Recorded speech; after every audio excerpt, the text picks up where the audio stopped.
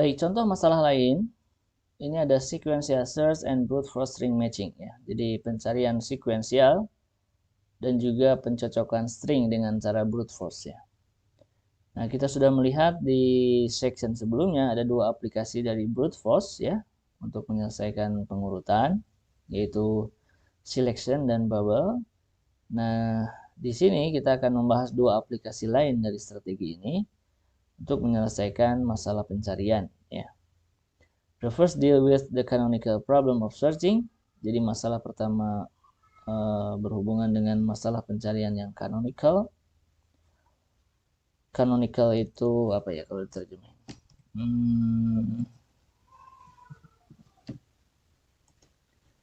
Masalah yang resmi.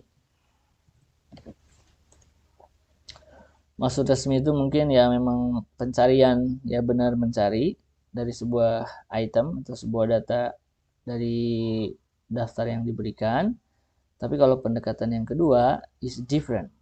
Bukan canonical tadi, enggak, bukan resmi itu maksudnya apa ya? Ya mencocokkan itu kan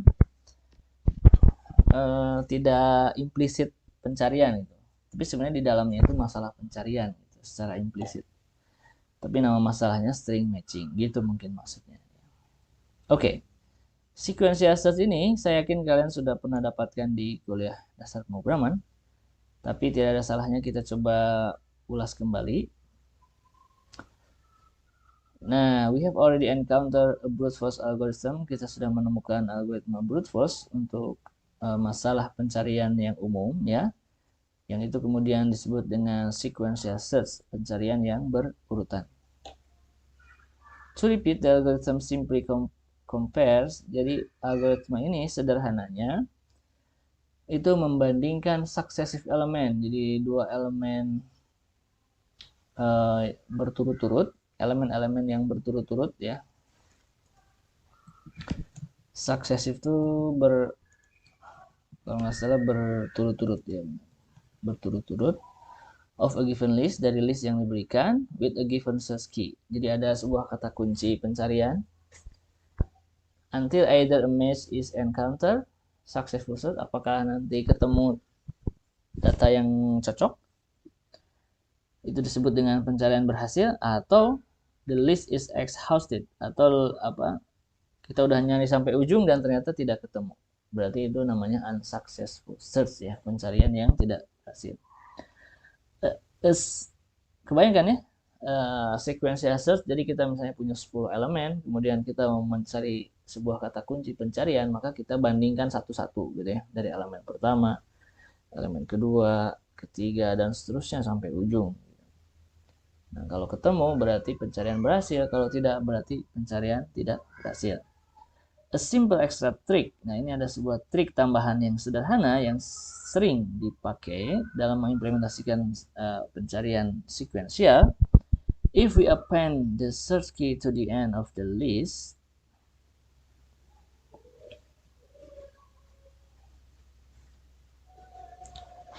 if we append itu apa ya? Menambahkan ya, jika kita menambahkan kata pencarian to the end of the list, di akhir dari list, di akhir dari daftar, the search for the key, pencarian untuk kata kunci tersebut, will have to be successful, akan berhasil, pasti akan berhasil. And therefore we can eliminate the end of the list check altogether, dan kita bisa mengeliminasi akhir dari list, pengecekan list terakhir itu bersama-sama. Here is the code of this enhanced version. Jadi kemarin di analisis algoritma juga sempat di bahasan analisis algoritma ya, di bab sebelumnya kita sudah bahas juga ya kan, sequential search. Tapi di sini katanya ini sequential search versi yang kedua nih, yang sudah diperbaiki. Kita coba lihat perbedaannya apa. Nah, AN-nya sama dengan K. Jadi kata kunci pencariannya katanya kita simpan di elemen yang terakhir ya. Jadi sebenarnya kalau array-nya n elemen itu kan indeksnya dari 0 sampai n-1 ya kan. Nah, indeks yang ke n, indeks yang paling ujung Berarti kan indeks ke n ya, itu digunakan untuk menyimpan kata kunci pencarian, yaitu K di sini. Kemudian I-nya mulai dari 0, kemudian kita bandingkan apakah dari elemen yang pertama apakah sama dengan K atau tidak. Kalau tidak sama, maka I-nya lanjut, I-nya lanjut, dan seterusnya. Kalau sama, maka berhenti. Nah, jika I-nya kurang dari N, berarti return I, else return min 1.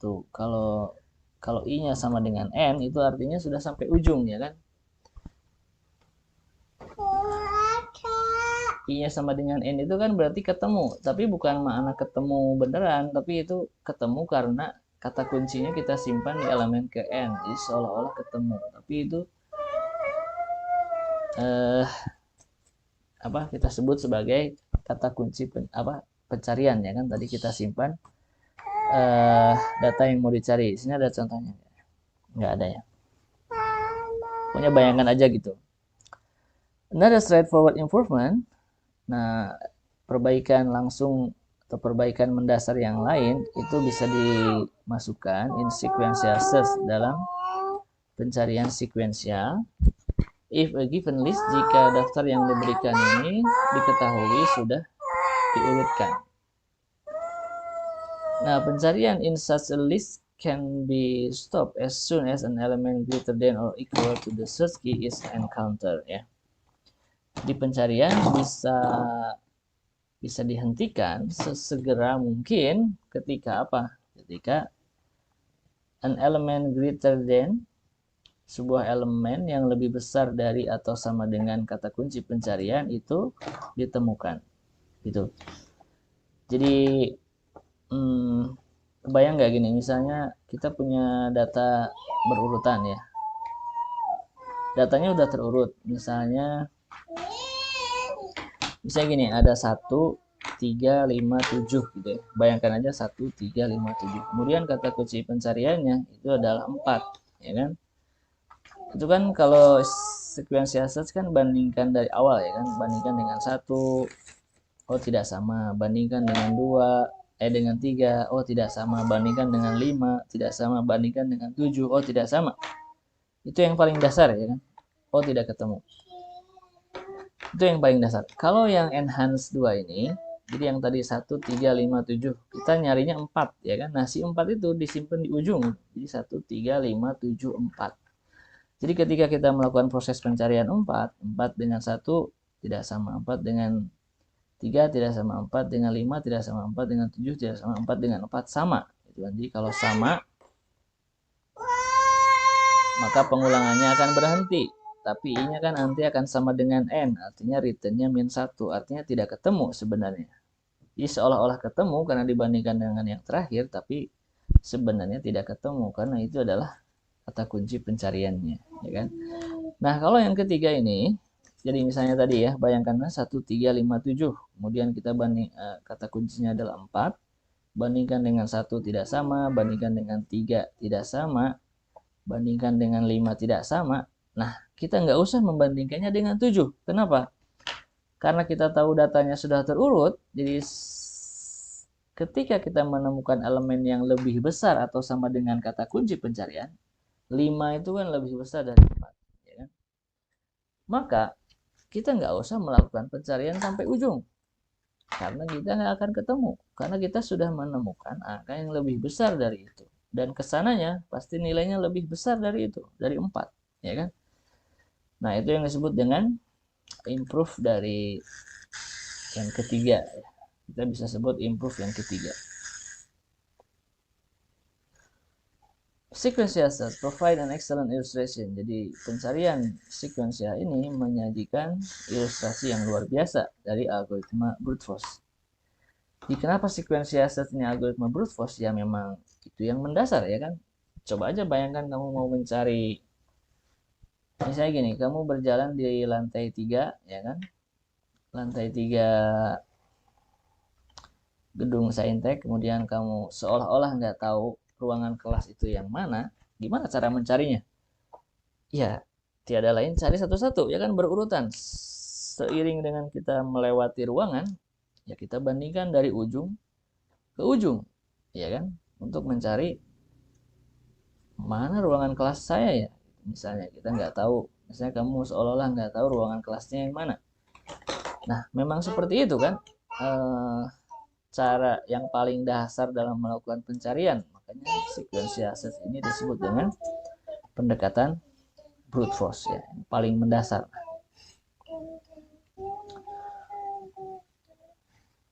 With its characteristic strength. Nah, kekuatan utama atau kelebihan utama dari sequential search itu adalah simplicity ya, kesederhanaannya. Memang sederhana ya kan.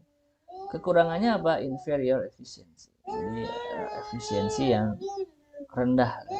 Efisiensinya rendah karena itu harus mencari satu-satu ya kan. Kayak kurang cerdas gitu. The efficiency result obtained in section. Nah, hasil efisiensi yang didapat di bab sebelumnya kan ada ya analisis efisiensinya di section 2.1 for the standard version untuk versi yang standar dari pencarian sekuensial ini.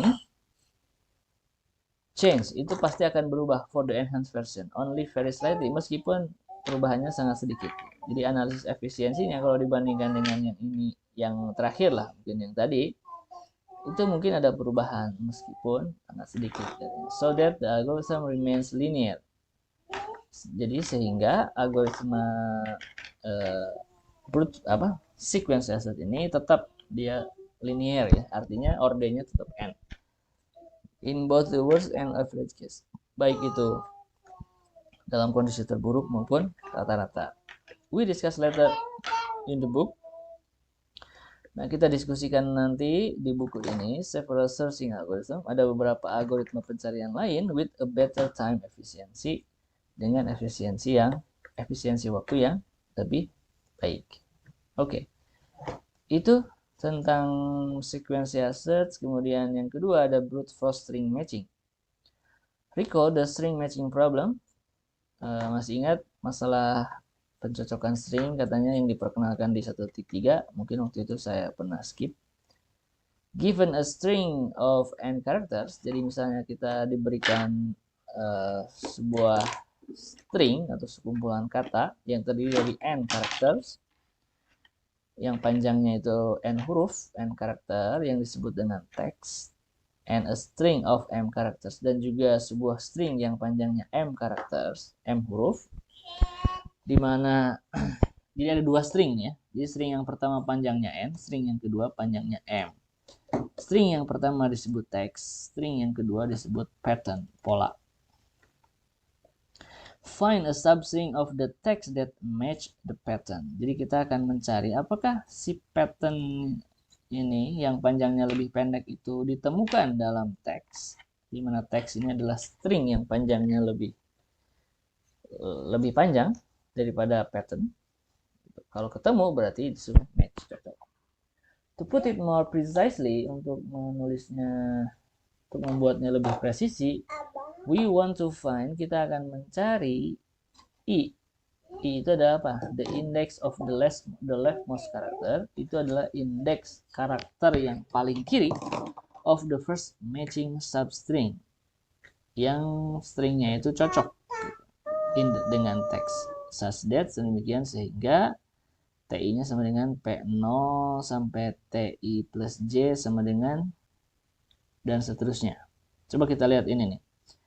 Di sini adalah teks. Jadi misalnya kita punya teks ya. T0 ini adalah huruf yang pertama dan seterusnya, ini huruf ke I, ini huruf ke I plus J, ini huruf ke I plus M-1 dan seterusnya, yang panjangnya N karakter ya kan. Ini dari indeks 0 sampai N-1 itu kan N karakter. Kemudian kita punya string yang kedua yang panjangnya lebih pendek dari teks ya, namanya pattern. Ini panjangnya M, lihat indeksnya dari 0 sampai M-1. Dan kita nanti akan mencari apakah kata ini ditemukan dalam kata ini. Itu kayak kita mencari pencarian di PDF gitu kan, ada pencarian kata ya kan. Jadi misalnya kita mau mencari call misalnya, CALL, nanti si PDF-nya akan ngasih tahu ini ada call di sini. Iya kan? Si PDF-nya akan ngasih tahu ini ada call di sini. Meskipun tulisannya recall, karena call itu adalah bagian dari string recall. Nah, dalam kasus ini recall ini disebut dengan teks, kalau call itu disebut dengan pattern. Jadi kita akan mencari pattern dalam teks. Nah, outputnya itu adalah indeks dari karakter yang paling kiri cocok. Jadi awalnya dilurusin di sini call-nya, apakah C sama dengan R? Oh, nggak sama, nanti maju apakah C sama dengan E? Oh, nggak sama, apakah C sama dengan C? Sama. Call ya kan, A-nya apakah A sama dengan A? Oh, sama, L dengan L sama, L dengan L sama. Oke, ditemukan call. Nah, outputnya itu adalah indeks dari string dari teks ini yang pertama ditemukan. Jadi kalau ini indeks ini 0, 1, 2 berarti 2. C-nya ini 2. Apa? Outputnya itu adalah 2. Itu adalah indeks yang kedua. Kan di sini, to put it more precisely, kita yang akan kita cari itu adalah I. I itu adalah index of the leftmost character. Jadi indeks yang paling kiri di mana stringnya itu ditemukan. Oke. If matches other than the first one need to be found. Jika cocok,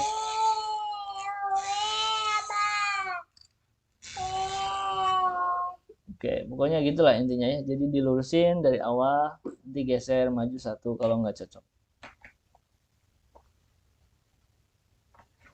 Nah, brute force algorithm, jadi algoritma brute force dari masalah pencocokan string ini quite obvious, cukup jelas. Jadi kita align tuh maksudnya meluruskan tadi ya. Di awalnya huruf yang pertama di teks disejajarkan dengan huruf pertama di pattern. Terus bandingkan. Nah, itu yang maksud dengan align. Nanti geser maju kalau nggak cocok. Mana tadi? Align the pattern against the first M characters of the text. Jadi meluruskan pattern dengan huruf pertama. Dengan huruf M pertama of the text. And start matching with the corresponding pattern. Terus cocokin. Nanti kita coba lihat algoritmanya. Nah, jika nggak cocok, shift the pattern one position. Baru geser polanya satu posisi ke kanan. Kalau nggak cocok, tadi recall C dengan R itu nggak sama. Maka geser ke kanan. To the right and resume the character. Dan kemudian lanjutkan proses perbandingan karakternya. Starting again with the first character of the pattern. Kita bandingkan huruf pertama dari pattern. And its counterpart in the text. Dan pasangannya yang ada di teks. Berarti di elemen kedua tadi. Nanti kita lihat contohnya ya. Oke, ini adalah algoritma dari brute force string matching. Di sini inputnya ada dua array. Yang pertama T dan P. T ini string yang panjangnya N. P ini string yang panjangnya M. Outputnya adalah indeks dari karakter pertama yang cocok dalam teks yang cocok lah dengan substring ya. Ada string, ada substring. Dan returnnya -1 kalau pencariannya tidak berhasil. Nah, ini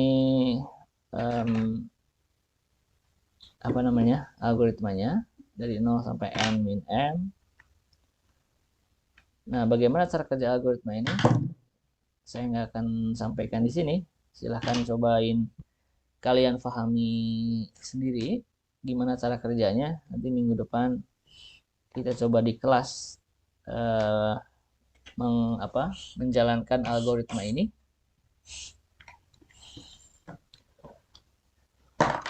Tapi saya akan langsung ke contohnya.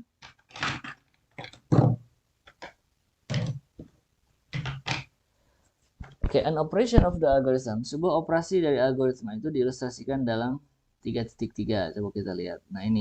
Misalnya kita punya string nobody notice him. Kemudian kita akan mencari apakah not ini adalah patternnya. Apakah not itu ada dalam string ini? Gitu. Nah, caranya sama kayak tadi, seperti yang disampaikan ya. Jadi kita luruskan huruf pertama ini dengan teks, sama enggak? Oh, sama. Kemudian huruf berikutnya, sama enggak? Oh, sama. Kalau sama, bandingkan lagi huruf yang terakhir ya, dari patternnya. Sama enggak dengan B? Oh, enggak sama. Kalau enggak sama, berarti si patternnya maju satu posisi ke sebelah kanan. Gini. Nanti bandingkan lagi N sama O. Oh, nggak sama. Kalau nggak sama di awal, langsungnya digeser satu maju. Bandingkan lagi, maju lagi, sampai ditemukan di baris ini. N-nya sama, huruf berikutnya sama, huruf yang ketiganya juga sama. Oke, berarti ditemukan. Outputnya apa? Outputnya itu adalah elemen pertama dari teks di mana stringnya cocok. Jadi ini indeks ke berapa? Jadi kalau ini 0, 1, 2, 3, 4, 5, 6, 7. Berarti 7. Output dari algoritma tadi itu 7. Indeks pertama dari teks di mana cocok dengan huruf pertama di string. Di pattern. Gitu. Note that for this example, nah, catat bahwa untuk contoh ini, the algorithm shift the pattern almost always. Algoritma ini menggeser si polanya hampir selalu setelah a single character comparison. Jadi setelah bandingin sama ini, nah kayak ini, N sama O nggak cocok langsung geser, nggak cocok langsung geser gitu kan. Gitu maksudnya. Jadi setelah perbandingan single character comparison, polanya hampir selalu digeser karena nggak selalu digeser. Tadi kan ini N cocok, O ini juga cocok, tapi huruf yang terakhirnya yang enggak. Makanya disebut hampir selalu karena tidak selalu di situ. Nah, the algorithm may have to make all M comparison. Jadi pada kondisi terburuk, ya the worst case nih, si algoritma ini mungkin harus melakukan M perbandingan before shifting the pattern. Ya. Jadi kayak tadi lah. Ini kan mau membandingkan node dengan knob ya. Ini kan 3 kali perbandingannya. Ini dengan ini dengan ini dengan ini. 3 kali. Ternyata setelah 3 kali itu salah. Nanti ketika digeser bisa jadi ini melakukan 3 kali lagi perbandingannya. Itu dalam kondisi terburuk ya. The algorithm may have to make all M comparison ya. Sebelum menggeser dari polanya. Oke, nah thus, seterusnya.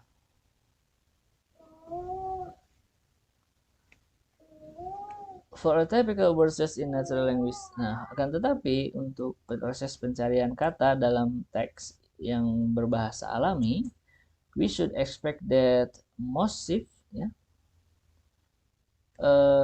pergeseran yang paling banyak would happen kan terjadi after very few comparison, setelah beberapa perbandingan atau sedikit perbandingan. Bentar.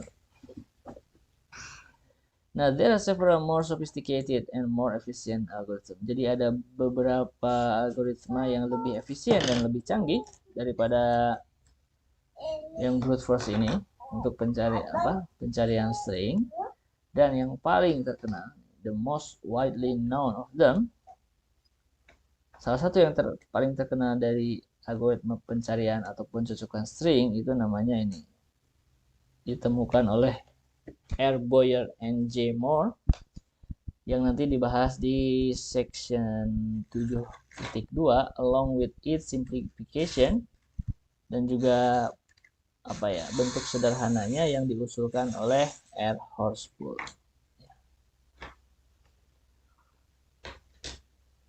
Oke. Nah, ini tadi kelewat ya.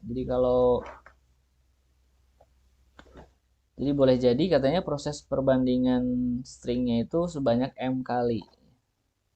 Jadi M kali untuk setiap pergeseran. Dan di kondisi terburuknya berarti ini N kali M. Gitu aja. Jadi N ini banyaknya huruf dalam teks. M ini kan banyaknya huruf dalam pattern. Nanti kan akan digeser-geser ya kan. Nah, dalam kondisi terburuk ketika kita membandingkan pattern dengan teks di satu posisi itu dilakukan sebanyak M kali. Sedangkan kita punya N karakter, berarti kalau dalam setiap posisi membandingkan M kali, maka banyaknya proses perbandingannya itu adalah N kali M. Nah, jadi ini analisis efisiensinya N kali M kelas dalam kondisi terburuk ya. Oke, itu dari dua contoh yang kita bahas tentang sequential search dan juga horseful dan juga apa namanya brute force string matching ya. Brute force string matching. Jadi ini sebenarnya seolah-olah bukan pencarian, tapi ini sebenarnya pencarian. Tadi yang saya sebut ada canonical, ada juga yang ini tidak secara eksplisit pencarian, tapi pencocokan string. Oke, sampai sini ada yang mau bertanya? Silakan.